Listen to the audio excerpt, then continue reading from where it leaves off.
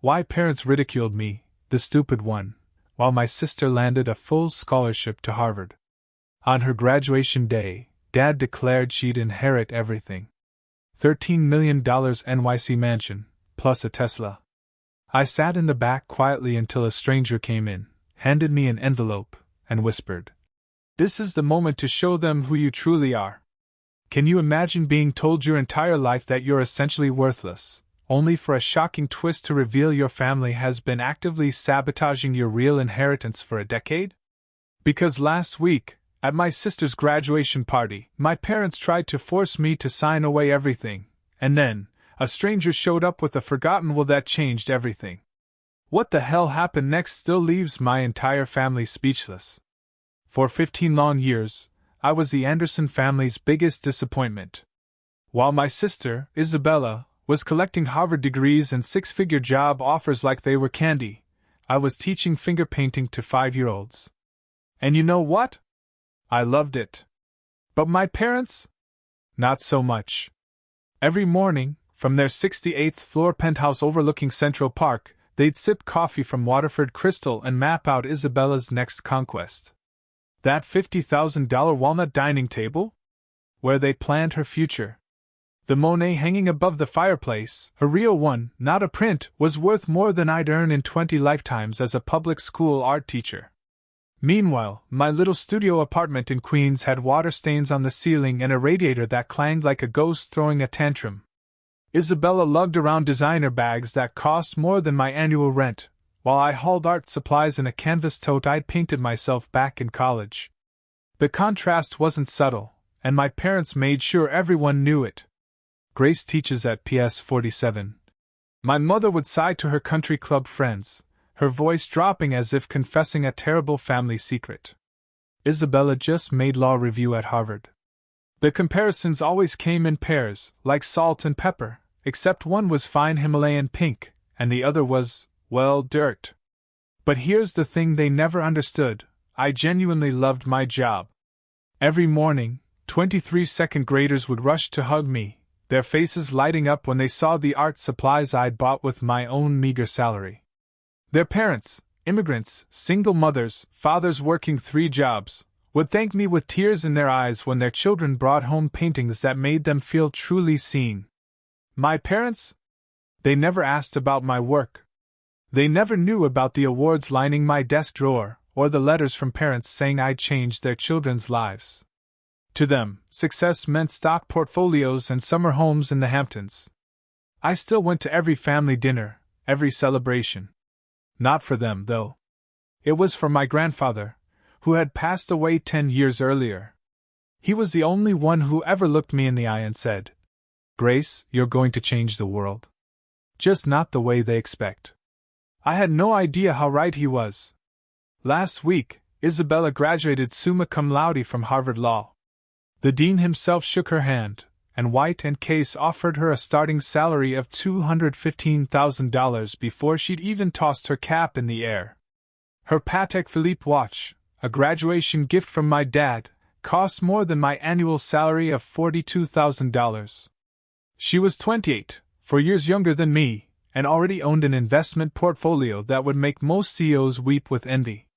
Her LinkedIn profile read like a Wall Street fairy tale: Harvard undergrad, Harvard Law, summer associate at 3 Fortune 500 companies, published in the Yale Law Journal twice. Mine? Art teacher at PS 47. Believes every child is an artist. The family group chat that week was a shrine to Isabella's glory: photos in her cap and gown, screenshots of congratulations from senators and CEOs, a video of her giving the valedictorian speech. My message? Congratulations, Bella. Red heart. Nothing more. What that same chat didn't show were the 8 National Education Awards sitting in my desk drawer, the 3 Teacher of the Year recognitions, or the art therapy program I'd built from nothing that now served 500 children with disabilities across 3 boroughs. I never mentioned these things. What was the point? In my family's twisted currency, they were worthless. The invitation to Isabella's graduation party arrived on ivory cardstock so thick it could double as a weapon, celebrating Isabella's extraordinary achievement. It read in gold foil. At the bottom, in my mother's elegant handwriting, Grace, please dress appropriately. I wore my best dress, a simple black sheath from Target. Isabella, of course, would be in custom Versace. Some things, I thought, never change. Or so I thought. Why can't you be more like Isabella? That question had followed me through childhood like a shadow with sharp teeth. When I brought home an A- in calculus, Isabella had already skipped 2 grades. When I won the state art competition at 16, Isabella had just been accepted to Harvard at 17. My achievements were always footnotes in the grand epic of Isabella Anderson, future Supreme Court Justice, as my father liked to predict after his 3rd scotch. My mother had perfected the art of the selective introduction. This is Isabella, our Harvard Law student. She'd beam, her diamonds catching the light. Then, if pressed, oh, and Grace. She teaches. The pause before teaches stretched like a void where disappointment lived. I chose teaching because of Mr. Yamamoto, my high school art teacher. He found me crying in the supply closet after another one of those. Why can't you be more like lectures? He said something I never forgot. Some people build skyscrapers, Grace. Others build souls. Guess which one lasts longer? I wanted to build souls. My parents wanted me to build portfolios. The family photo wall told the story better than words. Isabella's accomplishments covered an entire section: diplomas, newspaper clippings, photos with governors. My section had one photo: college graduation. Even that was partially hidden behind Isabella's Harvard acceptance letter, framed in gold, naturally. 10 years of therapy had taught me to stop seeking their approval. But knowing something intellectually and feeling it in your bones are 2 very different beasts. So I kept showing up, kept smiling, kept pretending their words didn't carve little pieces from my heart. From the corner of the St. Regis ballroom, a man in a charcoal suit watched me. He'd been there since I arrived, and something about his gaze felt knowing, like he was waiting for a cue. The St. Regis ballroom itself glittered with the kind of wealth that didn't need to announce itself. 200 guests sipped Dom Perignon from crystal flutes while beluga caviar made rounds on silver platters that probably cost more than my car. Every corner screamed money, from the 30-foot ceiling draped in silk to the orchid centerpieces flown in from Thailand that morning. My father clinked his champagne glass with a gold pen. Of course, it was gold, and the room fell silent. Ladies and gentlemen, he boomed, we're here to celebrate the only success story that matters in the Anderson family. He raised his glass toward Isabella, who stood in her custom Versace gown, looking like she'd been carved from marble and ambition. My daughter, the Harvard Law graduate, the only success story. Singular. I wasn't even a footnote anymore. I was an eraser. My mother worked the room, her voice carrying over the classical quartet. Isabella's starting at White and Case next month, she told the mayor's wife. Then, catching sight of me by the shrimp display, she added, oh, that's Grace. She teaches finger painting to children. The way she said, finger painting, made it sound like I dealt drugs to toddlers. A woman in Chanel asked what grade I taught. Before I could answer, my mother interjected, elementary. Very elementary. The woman's smile turned pitying. How nice that you found something you can do. My phone buzzed. Unknown number.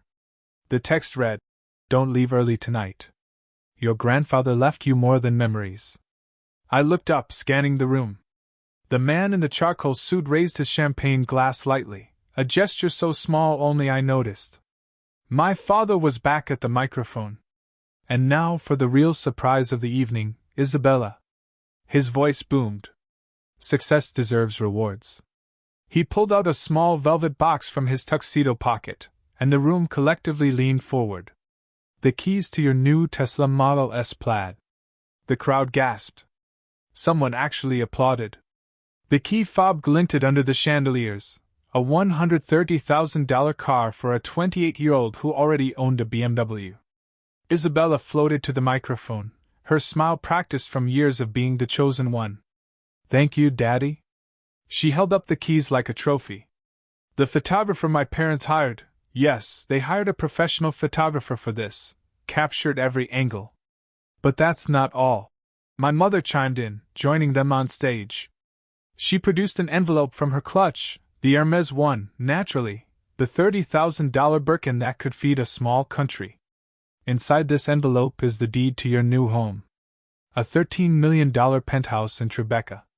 4 bedrooms, private terrace, and a view of the entire city you're about to conquer. $13 million. For reference, that could fund my entire school's art program for the next century. It could provide therapy for thousands of children who never otherwise afford it. Instead, it would house one person who already had everything. Isabella hugged them both, and the photographer went wild. The crowd erupted in applause that felt like tiny hammers against my skull. I stood in my corner, invisible as wallpaper, holding my champagne flute so tight I worried it might shatter. This Tesla is just the beginning of what you deserve, Isabella, my father said into the microphone. His words carried across the room, across the years of comparison, across every moment he'd looked through me like I was transparent. The man in the charcoal suit moved closer.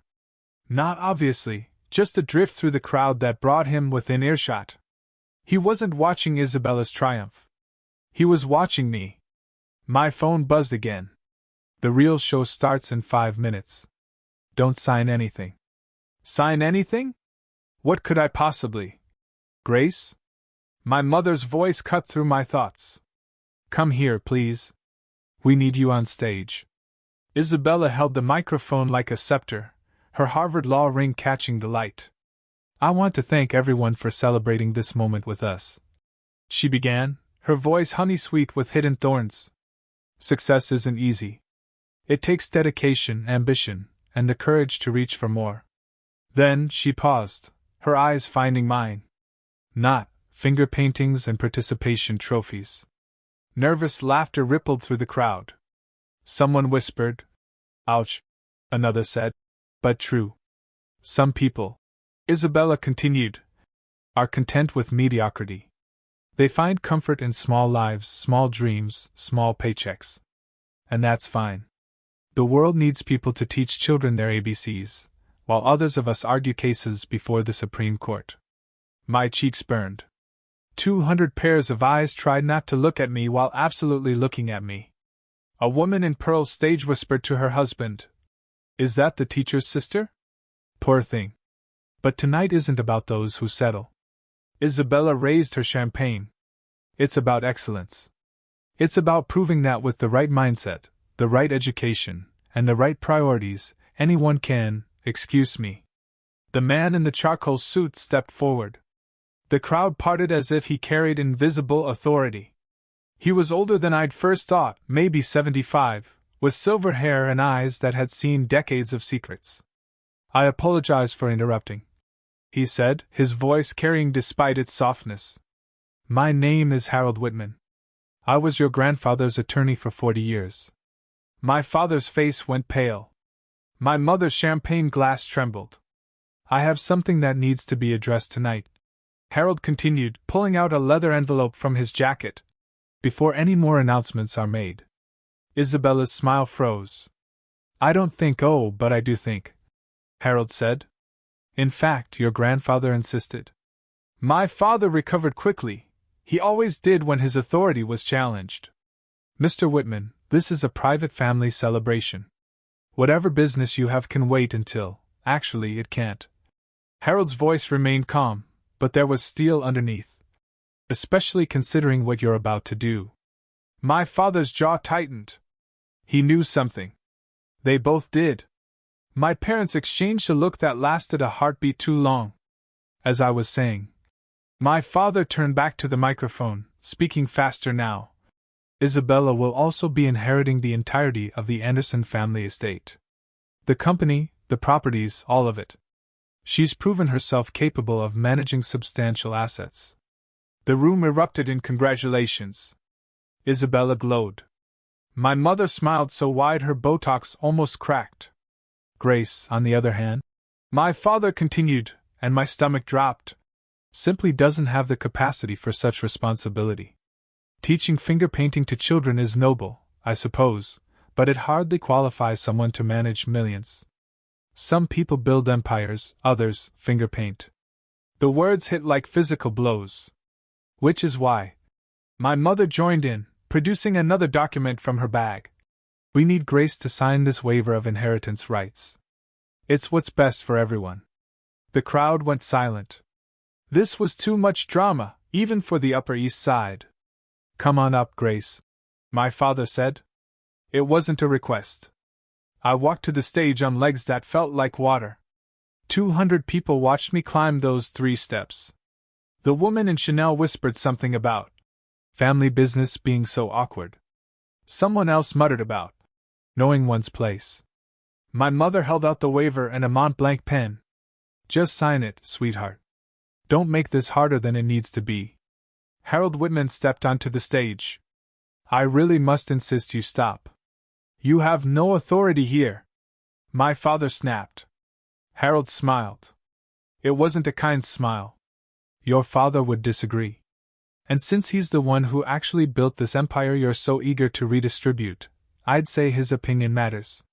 The pen felt heavy in my hand. 200 guests waited. Isabella's smile could have cut glass. The waiver sat on the podium, its legal language blurring through tears I refused to let fall. Sign it, Grace. My mother hissed, her voice low enough that the microphone wouldn't catch it. For once in your life, do the right thing. The right thing. For them meant disappearing. Isabella leaned into her own microphone. This is what's best for everyone, Grace. You know you can't handle this kind of responsibility. Remember when you couldn't even manage your college loans without crying? Someone in the crowd actually laughed. My hand moved toward the signature line. Grace Anderson. Harold Whitman's voice rang out, clear and sharp. I need you to know something before you sign that document. My father stepped between us. Mr. Whitman, you're trespassing. Security. I'm here as the executive of William Anderson's real estate. Harold said, louder now. Your grandfather's real estate. The one your parents have been hiding for 10 years. The ballroom went so quiet I could hear my mother's pearls clicking against each other as she trembled. That's impossible, my father said, but his voice cracked. My father's will was simple. Everything to me. The will you filed was simple, Harold corrected. The actual will, the one I've kept in 3 separate safety deposit boxes with video testimony and multiple witnesses, is anything but simple. He pulled out a thick document from his leather envelope. The gold seal of New York State caught the light. I have something you all need to see, Harold announced to the room. Something that changes everything about tonight's announcements. Isabella grabbed for the waiver. Just sign it now, Grace. Whatever this is, it doesn't matter. But my hand had stopped moving because Harold Whitman was looking at me with my grandfather's eyes, kind, knowing, and absolutely certain. If you've ever felt undervalued for choosing purpose over profit. I looked at the pen in my hand, then at the faces around me, Isabella, radiant in her certainty, my parents, impatient and dismissive, the crowd, waiting for the teacher to accept her place at the bottom of the family hierarchy. For a moment, I almost signed it. 15 years of being the disappointment weighed on my shoulders like a lead blanket. Maybe they were right. Maybe I was meant for small things, small dreams, small impacts. Maybe teaching children to paint rainbows wasn't worth as much as arguing corporate mergers. Sometimes loving your family means letting go, I said quietly, the microphone catching my words. My mother relaxed. Isabella smirked. My father nodded approvingly. I positioned the pen above the signature line. One signature, and I'd never have to sit through another comparison, another. Why can't you be more like Isabella? Lecture, another family dinner where my work was treated like a hobby. The pen touched paper. Your grandfather wrote you letters, Harold said suddenly. 23 letters over 10 years. Your parents returned every single one unopened. My hand froze. What letters? I looked at my parents. What is he talking about? My mother's face had gone white under her foundation. It doesn't matter now, she stammered. Oh, but it does, Harold said. He pulled out a stack of envelopes, aged and yellowed. William Anderson spent the last decade of his life documenting something very specific. Something about his granddaughters. He held up the document again. The real will. Before you sign anything, Grace, you should know what your grandfather knew. You should know why he called you the one who would change everything. The pen slipped from my fingers, clattering on the podium. Show me, I said. You have no right! My father's voice boomed across the ballroom, his face flushing red. Security, remove this man immediately! 2 security guards started forward, but Harold raised the document high. I'd think very carefully before you do that. Interfering with the lawful execution of a will is a felony. Everyone in this room is now a witness. The guard stopped. The crowd murmured. Someone was definitely recording this on their phone. My mother tried a different approach, her voice syrupy sweet. Mr. Whitman, surely this can wait until Monday. We're having a family celebration. A celebration where you're coercing your daughter to sign away her inheritance rights? Harold's eyebrows rose. How festive. There's nothing to inherit. My father snapped. I'm the sole beneficiary of my father's estate. The will was read 10 years ago. A will was read, Harold corrected. The one you filed after destroying the original. Or rather, after you thought you destroyed it. The ballroom gasped collectively. Isabella grabbed my father's arm. Daddy, what is he talking about? Your grandfather was many things, Harold continued, addressing the room now. But stupid wasn't one of them. He knew his son well enough to keep multiple copies of his actual will. Notarized, witnessed, video recorded, ironclad. He turned to me. He also knew his granddaughters, both of them, and he made provisions accordingly. My mother was dialing frantically on her phone. Lawrence? Yes, we need you at the St. Regis immediately. Bring the files on. She stopped, noticing everyone watching. Just come. Calling your lawyer? Harold asked mildly. Good. He'll want to see this, especially Article 7. What's Article 7? I asked, my voice steadier than I felt. Harold smiled. The first warm expression I'd seen from him. The part your grandfather called the Truth Clause. The part that explains why he spent 10 years watching both his granddaughters from afar, documenting everything. My father lunged for the document. Harold stepped back, surprisingly agile for his age. Shall we read it together? Harold asked. Or would you prefer to tell them yourself what you've been hiding? Harold opened the document, its pages crisp despite their age. This will was signed by William Anderson on March 15, 2015, in the presence of 3 witnesses and a notary public. It was subsequently filed with my firm, with copies sent to 2 additional law firms for safekeeping. That's impossible, my father said, but his voice had lost its authority. I handled his estate. You handled what you wanted to handle, Harold interrupted. Your father knew you would, which is why he included very specific instructions about when and how this will should be revealed. He looked at me. He wanted to wait until both granddaughters had shown their true character. Tonight seemed appropriate, given the circumstances. Isabella pushed forward. This is ridiculous. Even if there's another will, it can't override. Actually, Miss Anderson, given your Harvard Law education, you should know that a properly executed later will absolutely overrides an earlier one. Especially when the earlier one was, let's say, creatively edited. My parents exchanged another look. My mother's hands were shaking. Your grandfather spent 10 years documenting something very specific, Harold continued. The real contributions his granddaughters made to society. Not the degrees, not the salaries, the actual impact. He pulled out a folder thick with papers. Grace, did you know your grandfather hired a private investigator to follow your career? Not to spy, to document. Every award you won that your parents ignored. Every child whose life you changed.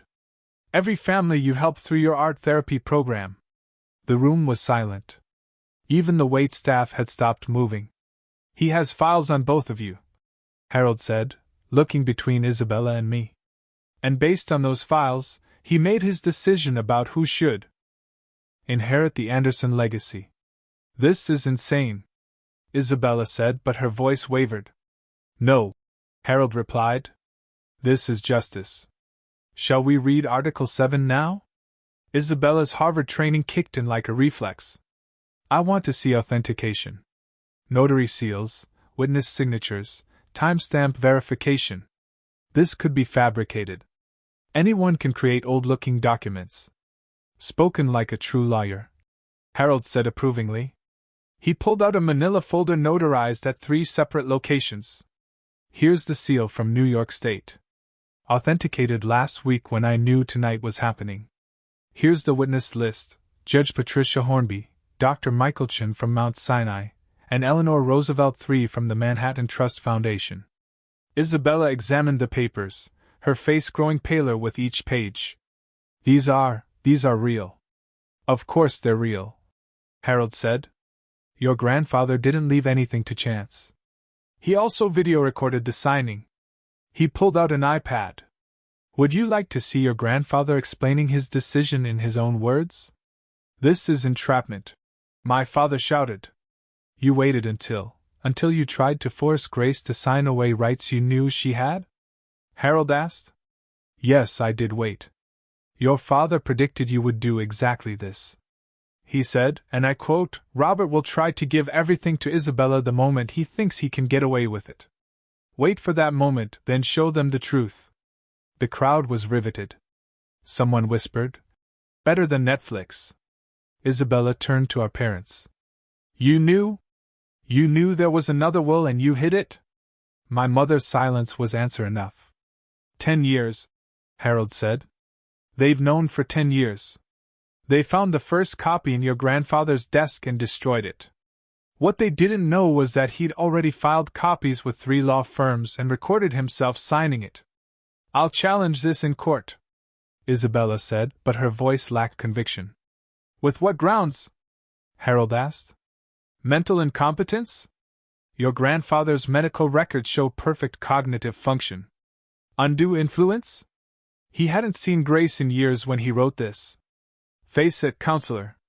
This will is bulletproof. He turned to page 7. Now, shall we discuss the inheritance criteria your grandfather established? Harold adjusted his reading glasses, the document steady in his hands.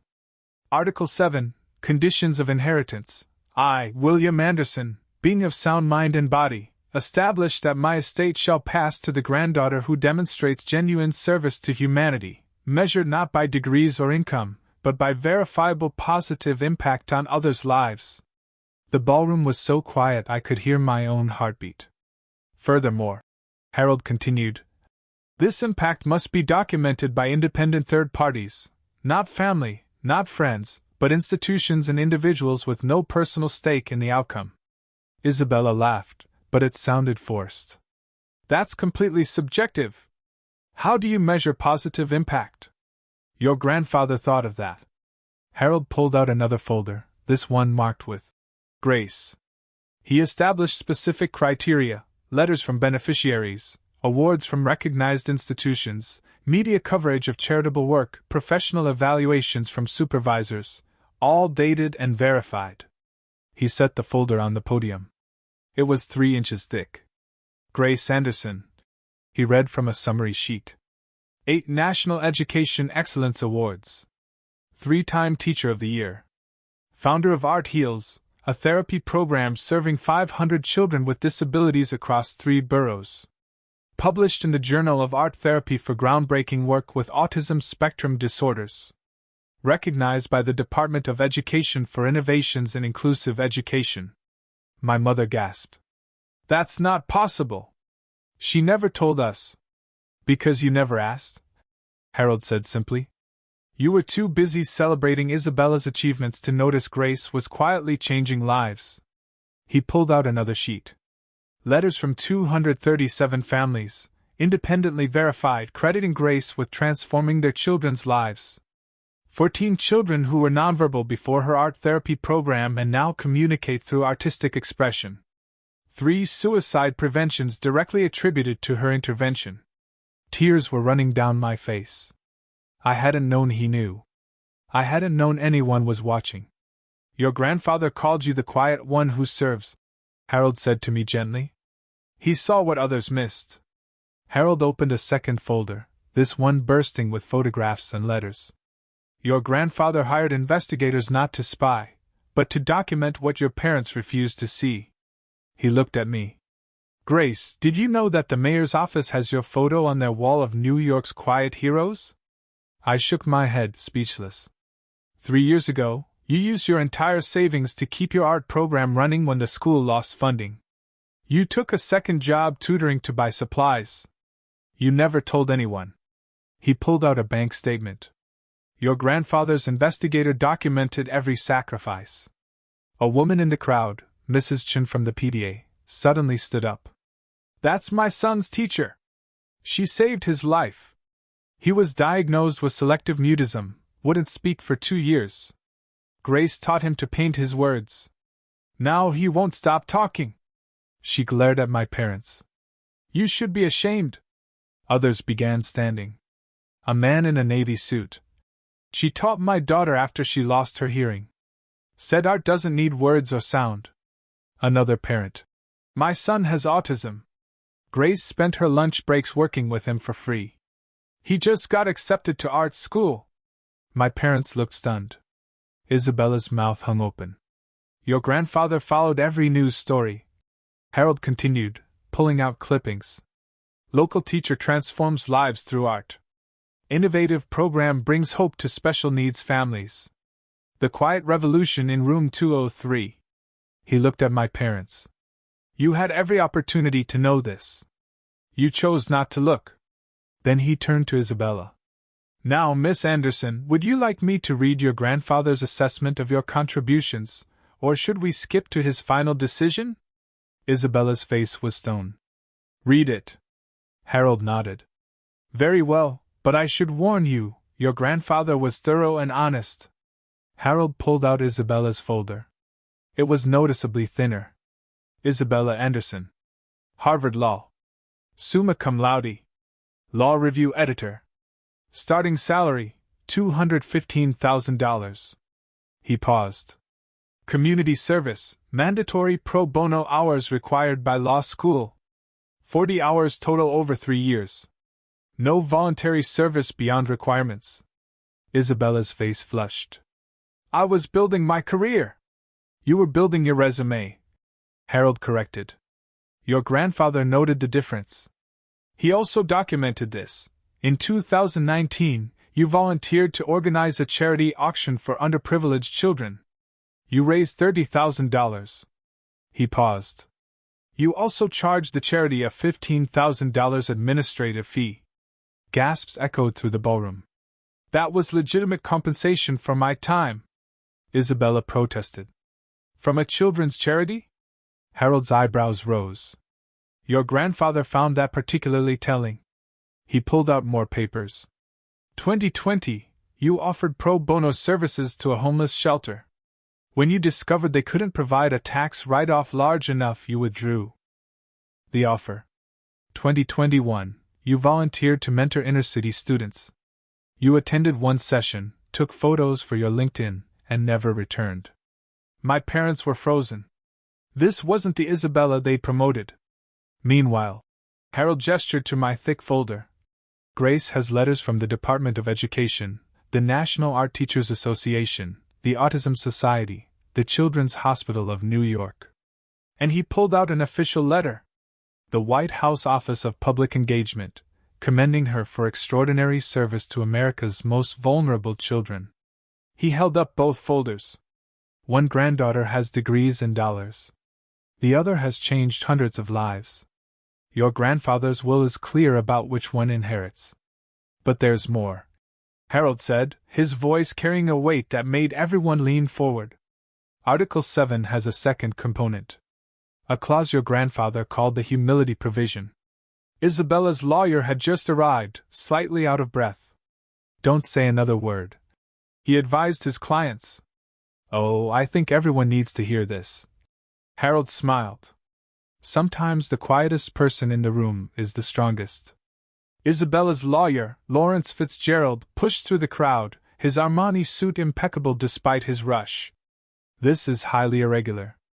Any will contest should be handled in probate court, not at a social gathering. There's nothing to contest, Harold replied calmly. I'm simply executing William Anderson's explicit instructions. He wanted this revealed publicly, in front of witnesses, specifically, when the family tried to exclude Grace from inheritance. Isabella grabbed Lawrence's arm. Tell them this won't hold up. Tell them I'll sue for defamation. For intentional infliction of emotional distress. For what? Harold interrupted. For revealing the truth? Your grandfather documented facts, Miss Anderson. Pro bono hours are public record. Charity finances are public documents. Your LinkedIn posts about mentoring are still online, though the shelter confirms you only attended once. This is character assassination. Isabella's voice cracked. No. A voice from the crowd spoke up. It was Judge Patricia Hornby, one of the will's witnesses. This is accountability. I watched William Anderson sign this will. He was heartbroken about what his son had become, how material success had replaced human values. He said, Wait, Patricia? I built this fortune to help people, not to create monsters. More parents from my school stood up. Mr. Rodriguez, whose son had severe ADHD. Grace Anderson spent every Thursday after school with my boy for 2 years, never charged us a penny. He's in college now because of her. Mrs. Kim. My daughter was bullied for her disability. Grace created a whole anti-bullying program through art. Changed the entire school culture. Dr. Patel. She volunteers at our children's hospital every Saturday. Brings art supplies she pays for herself. Isabella looked around wildly. Money doesn't make you worthy, Isabella. I heard myself say, my voice steady. Impact does. You manipulated him. Isabella accused. You must have. Grace hadn't seen her grandfather for 5 years before he died. Harold stated. By your parents' design. They told him she was too busy with her little teaching job to visit. My father's CEO instincts kicked in when cornered. Negotiate. Let's be reasonable here. We can work out an arrangement. Split everything equally. 50-50. That's fair. Fair? Harold's voice carried decades of legal authority. Was it fair when you told your father that Grace dropped out of college? She graduated with honors. Was it fair when you said she was unemployed? She was teaching full-time. Was it fair when you returned every letter he tried to send her? My mother clutched her Hermes bag like a lifeline, tears ruining her perfect makeup. We only wanted what was best for the family. Isabella had so much potential, and Grace didn't. Harold gestured to the crowd. Half this room can testify to Grace's potential. The difference is she fulfilled hers by lifting others, not by stepping on them. Please. My mother turned to me, desperation cracking her voice. Grace, sweetheart, think about the family reputation. If this gets out. It's already out. Someone called. 3 phones were clearly recording. My father tried one last angle. Grace, you don't understand complex finances. The company needs someone with business experience. The company? Harold laughed. You mean the real estate empire built on your father's patents? The ones he invented while teaching at Columbia? Before he knew his son would value square footage over souls? Lawrence whispered urgently to my parents. Isabella stood frozen, her perfect world crumbling in real time. We can challenge mental capacity. Lawrence suggested quietly, but his voice carried. Judge Hornby stood up. I'd be happy to testify about William's mental state. Sharp as a tack, he beat me at chess the day before he died.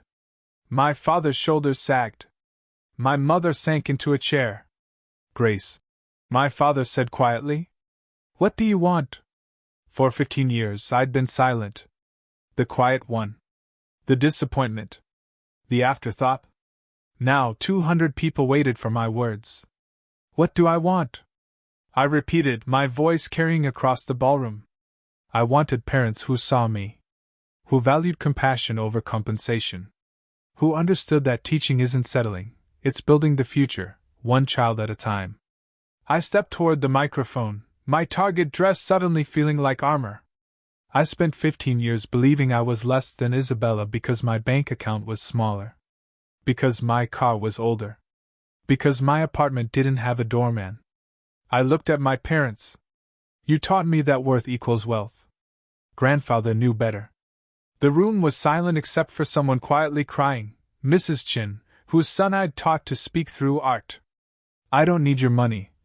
I continued, looking at my parents. I needed parents who celebrated my first teaching award the way you celebrated Isabella's first A+. I needed a family who understood that changing one child's life matters more than billing hours. Isabella finally spoke. So sanctimonious. So noble. You think you're better than me because you're poor? No, I said simply. I think I'm fulfilled because I'm useful. There's a difference between being successful and being significant. Grandfather understood that. Harold cleared his throat. Speaking of your grandfather's understanding, there's one more aspect of Article 7 we need to discuss, the conditions for Isabella. Everyone turned to him. Your grandfather didn't disinherit you, Isabella, Harold said. But your inheritance comes with conditions. Isabella's eyes sparked with hope. What conditions? 2 years of documented public service. Real service. Not photo ops, not resume building, teaching, volunteering, genuine contribution to society. Only then do you receive your portion. That's extortion. That's education. Harold corrected. Your grandfather's final attempt to teach what your parents failed to, that privilege comes with responsibility. But I have one condition too, I said, and everyone turned back to me. Harold smiled as if he'd been waiting for this moment. Before you state your condition, Grace, there's something else. He flipped to the next page. The humility provision, subsection C. He read aloud. Should any beneficiary attempt to coerce, manipulate, or force another beneficiary to forfeit their inheritance, the coercing party forfeits all claims immediately and permanently. My parents went white.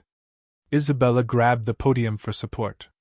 Furthermore, if such coercion occurs in public, witnessed by multiple parties, the forfeited inheritance transfers entirely to the wrong party, activating an emergency trust fund of $15 million, separate from the estate. Lawrence frantically flipped through his phone, presumably checking legal databases. That's ironclad. Tonight, Harold gestured to the room. Robert and Margaret Anderson, along with Isabella Anderson, attempted to force Grace to sign away her inheritance rights in front of 200 witnesses. The conditions of subsection C are met. That's $15 million. Isabella's voice was barely a whisper. Your grandfather was very specific, Harold explained. He said if they gang up on Grace, and they will, she should have immediate resources to establish her independence. The fund transfers automatically upon documented coercion. He pulled out a tablet. The transfer was initiated the moment Grace was called to stage to sign that waiver. Your grandfather's financial advisor has been watching via live stream. He looked at my father. Yes, Mr. Anderson. The charity photographer you hired was actually documenting this for the estate. My father sank into a chair. He planned all of this? He knew you, Harold said simply. He knew that you'd wait until a public moment to maximize Grace's humiliation, to pressure her into compliance. He knew Isabella would support it for her own gain. And he knew Grace would endure it quietly, as she always has. The company? My mother asked weakly. Transfers to a trust with Grace as primary beneficiary and decision-maker. Harold explained. Though, he looked at me. Your grandfather hoped you'd convert it to a foundation. He left suggestions for focusing on art therapy and special education. Isabella was crying now. Not pretty tears, but the ugly kind that come with genuine loss. My job offer at White & Case has a morality clause, Lawrence said quietly. Being party to inheritance fraud, they'll withdraw the offer. The Tesla keys fell from Isabella's hand, clattering on the marble floor. Lawrence Fitzgerald, despite being my family's lawyer, had gone pale as he scrolled through his tablet. The legal ramifications are severe. The attempted coercion tonight, witnessed and documented, constitutes inheritance fraud. The Bar Association will investigate.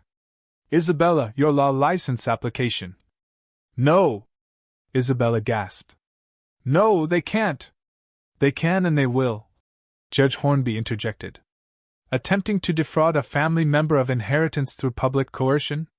The Character and Fitness Committee will have a field day. Harold produced more documents. The estate accounts were frozen 40 minutes ago. The moment the coercion began. Court order signed by Judge Martinez, who's been monitoring the situation remotely. He held up papers with red seals. Robert Anderson, your access to the company accounts is suspended pending investigation. The brownstone, the Hampton house, the portfolio, all frozen. You can't do this, my father roared. I'm not doing anything, Harold replied. I'm executing William Anderson's explicit instructions. He wrote, if Robert tries to steal from Grace, and he will, stop him immediately and publicly. My mother's phone rang. She answered with shaking hands. Hello? What do you mean, frozen? All of them? She looked at my father. The credit cards aren't working. The penthouse? Isabella asked desperately. The one you just gave me was never theirs to give, Harold said. It's part of the estate, which now belongs to Grace. Someone in the crowd whistled low. $13 million plus the company valued at $30 million, Harold added. Plus the liquid assets of approximately $15 million. Plus the art collection. Your grandfather was quite the collector, valued at $6 million. That's $64 million. Isabella's legs gave out. Someone pushed a chair under her. Grace's parents tried to steal from her, Judge Hornby said loudly, ensuring the recording phones caught every word. This is why William Anderson wanted witnesses. The crowd was buzzing. This would be all over the Upper East Side by morning, all over the internet by midnight. The Tesla? Isabella asked in a small voice. Purchased yesterday with estate funds, Harold confirmed. It'll be returned to the dealer Monday. Every symbol of success my parents had flaunted was built on theft, on stealing from the daughter they deemed unworthy. Isabella Anderson, Harvard Law summa cum laude, the golden child who never failed at anything, crumbled completely. Her perfect makeup ran in streams down her face as she sobbed. Not the delicate tears of earlier, but raw, broken sounds. I don't understand, she gasped between sobs. I did everything right. Perfect grades, perfect school, perfect job. Perfect is not the same as good, Harold said gently. Your grandfather wrote about you. Isabella has every advantage but empathy, every skill but kindness. Maybe losing everything will teach her what gaining everything never could. Isabella looked at me through her tears. For the first time in our lives, she looked at me. Not through me, not past me, but at me. You knew, she whispered. You knew you were worth more. And you never said anything. I didn't know about the will, I said honestly. But I knew my worth wasn't measured in dollars. You taught me that, actually. Watching you chase money while missing meaning. You taught me what not to value. I've never. Isabella's voice broke. I've never actually helped anyone, have I? Not really. Not without expecting something back. The room was silent. Even the waiters had stopped pretending to work. I don't even know how, Isabella admitted. To help, to serve, to care about someone else's success more than my own. She looked at our parents. You made me this way. You praised every achievement that brought status and ignored every opportunity to build character. And now I'm 28 years old, and I don't know who I am without my resume. That's the first honest thing you've said in years, my mother said quietly, surprising everyone. Isabella stood shakily. Grace, I need that job. Not White and Case. Whatever you'll let me do. I need to learn. My father stood before the crowd, this titan of real estate who'd built his identity on being William Anderson's son. And for the first time in my life, I saw him clearly. Not the CEO, not the patriarch, just a man who'd lost his way. I measured everything wrong, he said, his voice carrying across the silent ballroom. Stock prices, square footage, net worth. I measured everything except what mattered. He turned to me. Grace, you were never the disappointment. I was. I disappointed my father by becoming everything he never wanted, a man who knew the price of everything and the value of nothing. My mother stood beside him, her perfect posture finally breaking. We were so proud of Isabella's Harvard acceptance that we framed the letter. But Grace, you have 237 letters from families whose lives you've changed, and we never framed a single one. She looked at the crowd, many of whom were their society friends. We taught our daughters that appearance matters more than substance, that wealth matters more than worth. We were wrong. Someone started clapping. Mrs. Chen. Then another parent joined. Then another. Not for my parents' confession, but for the truth finally being spoken. The irony, my father said, laughing bitterly, is that my father built this fortune as a teacher. A Columbia professor who invented 3 patents that changed the industry. He never cared about the money. He cared about the knowledge. And I forgot that. He looked at Harold. He tried to tell me, didn't he? All those years, he tried to redirect me toward meaning instead of money. Every week, Harold confirmed. He'd say, Robert, you're building a monument to nothing. Grace is building lives. We measured success in dollars, my mother said, looking at me, when we should have measured it in lives changed.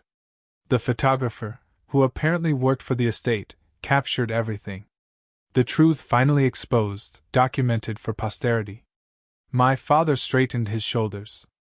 Grace, we don't deserve forgiveness, but we're asking for it anyway. I stood at the podium looking at my family, broken, exposed, finally honest, and made my decision. I accept the inheritance, I said clearly. All of it, as grandfather intended. Isabella's sob cut through the air. But, I continued, I also accept his vision for it.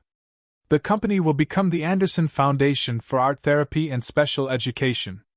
The buildings will house programs, not profits. The money will fund teachers, not takeovers. I turned to Isabella. You want to learn to serve? You'll start Monday, minimum wage, working with our most challenging kids, the ones who bite, who scream, who throw paint. You'll clean up their messes and celebrate their breakthroughs.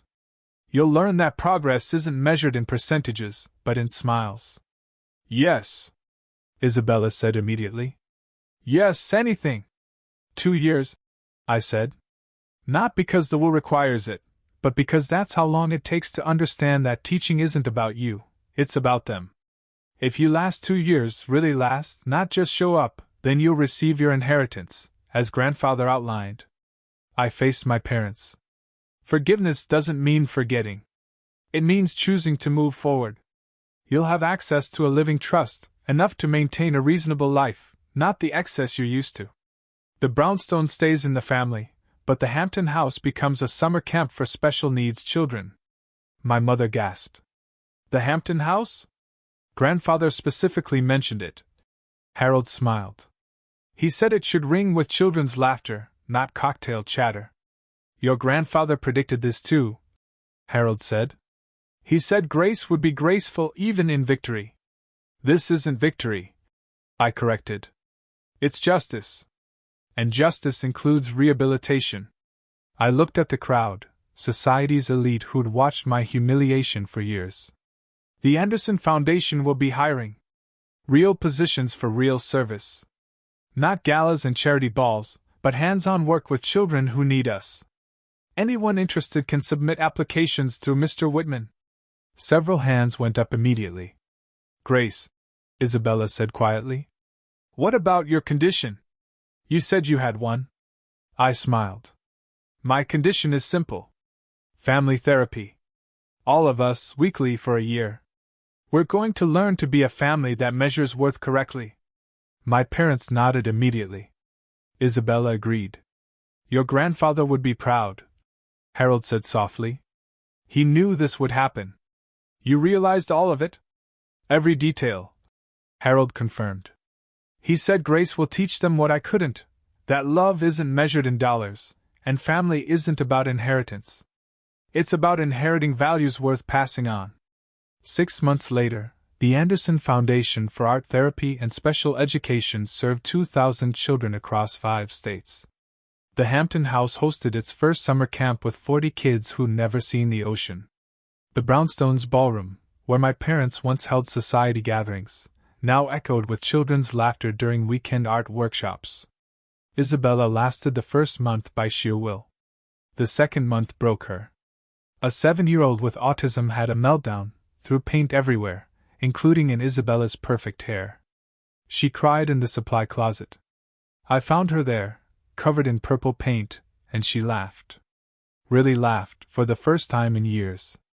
He was trying to paint the sound of happiness, she said. He told me purple sounds happy. Now she runs our sensory art program. She's brilliant at it. That Harvard brain finally serving something meaningful. Her salary is $43,000 a year. She drives a Honda Civic. She's never been happier. My parents volunteer every Wednesday. Dad reads to kids while Mom helps with art projects. Last week, a child hugged my mother and left paint handprints on her blouse. She wore those handprints the rest of the day like medals of honor. The foundation has 50 full-time teachers, all paid $60,000 minimum, a living wage for doing life-changing work.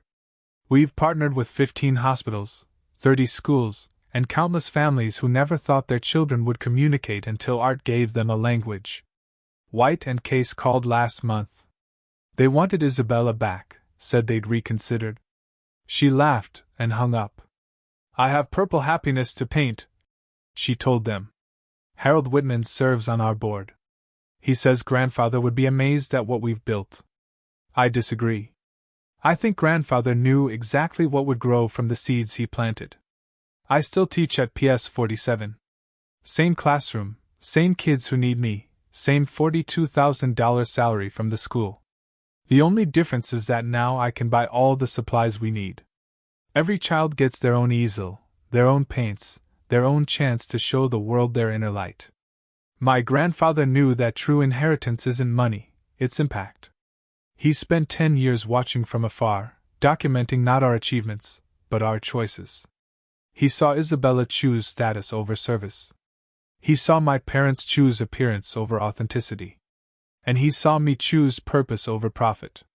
The will wasn't about punishment or reward. It was about alignment. Putting resources in the hands of someone who'd use them for others, not themselves. Grandfather didn't leave me millions. He left me the means to multiply compassion. Last week, Isabella and I went through Grandfather's letters, the ones my parents had returned. In one, he wrote, Grace, you're painting the world better, one child at a time. Someday I'll make sure you have all the colors you need. He kept his promise. My parents are different now. Smaller in the best way. Less proud, more present. They've discovered that being grandparents to 2,000 kids through the foundation brings more joy than any boardroom victory ever did. The art collection Grandfather left? It hangs in children's hospitals now, Picassos and Pollocks watching over kids who paint their own masterpieces between treatments. That stranger in the